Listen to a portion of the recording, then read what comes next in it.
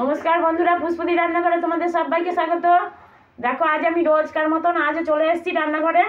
3টে ডিম নিয়ে, দেশি হাঁসের ডিম, এই 3টে ডিম আমি সেদ্ধ করে নিয়েছি, সেদ্ধ করে একদম ছাড়িয়ে নিয়েছি।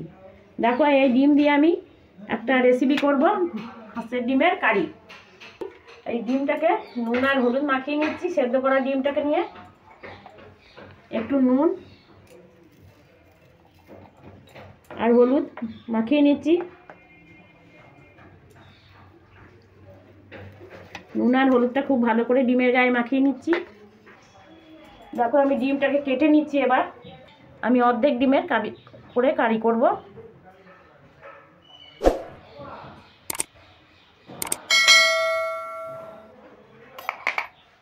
এইভাবে অর্ধেক করে কেটে নিচ্ছি 3টে ডিমই।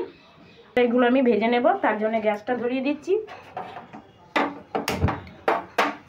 কড়াইটাও বসিয়ে দিলাম। দেখো, ডিমটা ভাজার জন্য আমি তেল দিয়ে নিচ্ছি কড়াইতে। তেলটা গরম হয়ে গেছে, তেলটাকে কড়াইতে ছড়িয়ে নিচ্ছি। ডিমগুলো, অর্ধেক ডিমগুলো আমি ভেজে নিচ্ছি। দেখো, এই দিকটা প্রথমে আগে দেবে, তাহলে কুসুমটা বেরিয়ে যাবে না।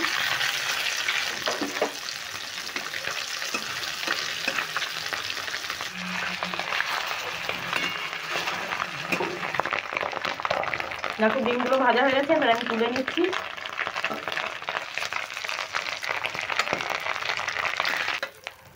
দেখো কত সুন্দর লাগছে, একটাও কুসুম বেরিয়ে যায়নি। এইভাবে ডিমের মুখটা প্রথমে তেলের দিকে দেবে, তাহলে কুসুমটা বেরোবে না, খুব সুন্দরভাবে ভাজা হয়ে যাবে। দেখো, এখানে অনেকটাই তেল আছে, আমি আরেকটু তেল দিয়ে দিচ্ছি, আর সামান্য পরিমাণে তেল দিয়ে দিলাম।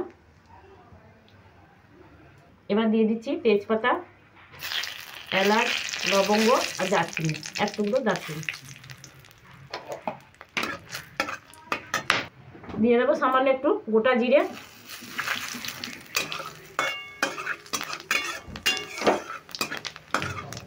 ফোড়নটা ভালো করে ভেজে নিলাম। এবার দিয়ে দেবো কেটে রাখা পেঁয়াজগুলো।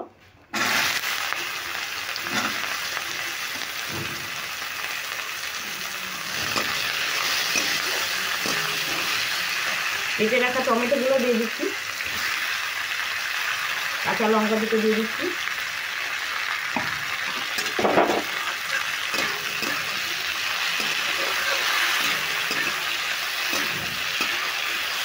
এবার পেঁয়াজ টমেটোগুলো আমি একটু হালকা করে ভেজে নেবো, খুব বেশি করে লালচে করে ভাজবো না, একটু হালকা করে ভেজে নেব।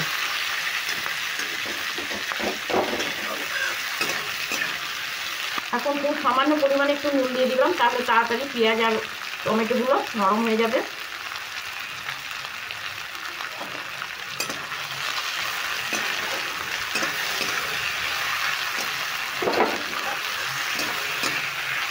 মশলাটা আমি রেডি করে নিচ্ছি। এখানে আদা, লঙ্কা, রসুন বাটা আছে। এর মধ্যে আমি দিয়ে দিচ্ছি হলুদ গুঁড়ো, দিয়ে দিচ্ছি জিরের গুঁড়ো, দিয়ে দিচ্ছি ধনের গুঁড়ো, সামান্য হাফ চামচ দিয়েছি। আর নিয়ে নিচ্ছি কাশ্মীরি লঙ্কার গুঁড়ো, হাফ চামচ দিয়ে দিচ্ছি। পরিমাণ মতো নুন। এখানে সমস্ত মশলাগুলো আমি নিয়ে নিলাম। দেখো, পেঁয়াজটাও এর মধ্যে হালকা করে ভাজা হয়ে গেছে, আর আমি ভাজবো না। এর মধ্যে এবার আমি মশলাগুলো দিয়ে দেবো। মশলাতে একটু জল মিশিয়ে নিচ্ছি। এবার আমি মশলাগুলো দিয়ে দিচ্ছি। বাটিটা দিয়ে একটু জল দিয়ে দিচ্ছি।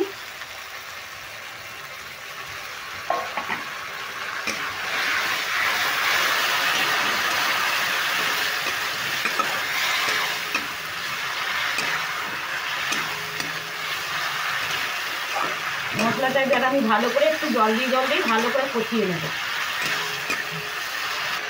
দেখো, কত সুন্দর মশলাটা দিয়ে তেল ছাড়তে শুরু করে দিয়েছে। এইভাবে যখন তেল ছাড়বে তখনই বুঝতে হবে যে মশলাটা আমার একদম রেডি হয়ে গেছে। এবার এখানে আমি সামান্য জল দিয়ে দিচ্ছি।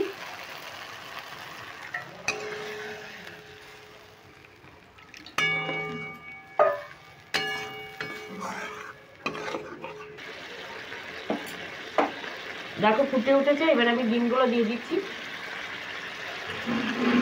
ভেজে রাখা ডিমগুলো আমি দিয়ে দিলাম। ডিমটা দিয়ে এবার ওপরে ওপরে মতো ফুটিয়ে দিচ্ছি এই ঝোলটা। এইভাবে অর্ধেক করে ডিম, হাঁসের ডিম যদি এইভাবে কারি করা যায় তাহলে খুব টেস্টি হয়।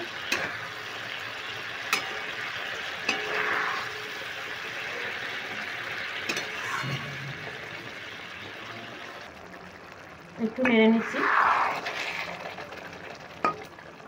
এবার দিয়ে দিচ্ছি ধনে পাতা, আমি ছিটিয়ে দিয়ে দিচ্ছি।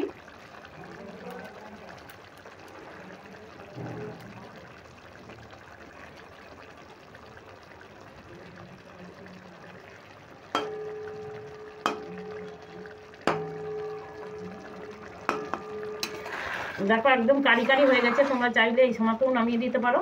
আমি আরেকটু কারিটা শুকিয়ে নেব।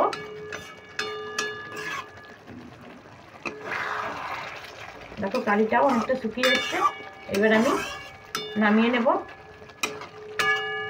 দেখো কতটা লোভনীয় হয়েছে, মনে হচ্ছে এই দিয়েই এক থালা ভাত উঠে যাবে।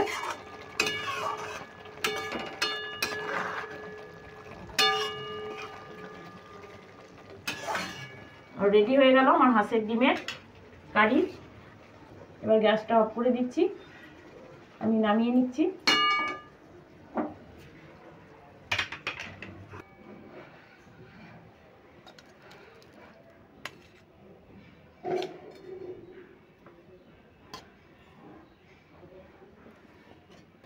দেখো বন্ধুরা, হাঁসের ডিমের কারি একদম রেডি।